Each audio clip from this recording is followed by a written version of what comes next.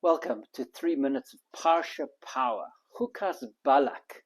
In every Parsha in the Torah, we see that there are psuchos and sutumos, which means that there are breaks in the text. Sometimes the break is the space of 9 letters, that's called a sesuma.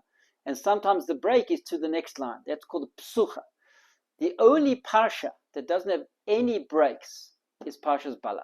The Chofetz Chaim says the Torah is teaching us a very important lesson over here.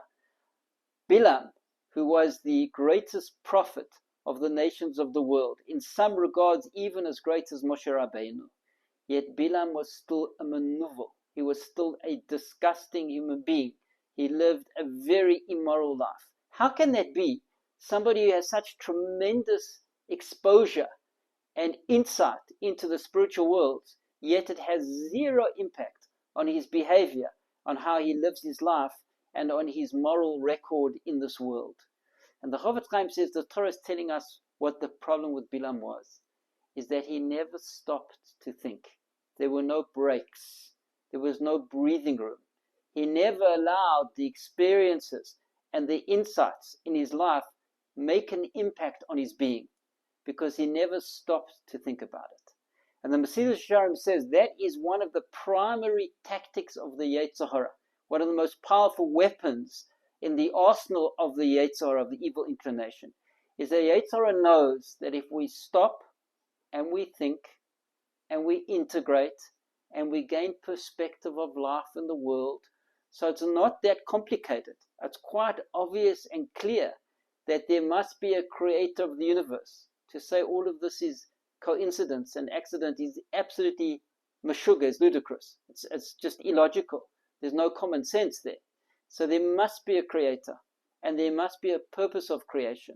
And the purpose is for us human beings to live according to the value system of the creator.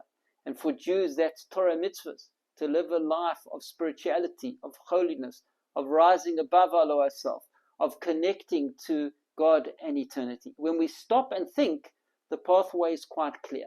So the Yetzer Hara wants to prevent us from stopping and thinking at all costs, and therefore causes us to be chasing our tails and on the treadmill of life, and we are so busy and so hectic, and we're running, and we don't stop and think. And even Shabbos, which is supposed to be the day where everything stops, there's no melacha, there's no creative activity, sometimes Shabbos is also a very busy day, because the Yetzer Hara gets us on Shabbos as well.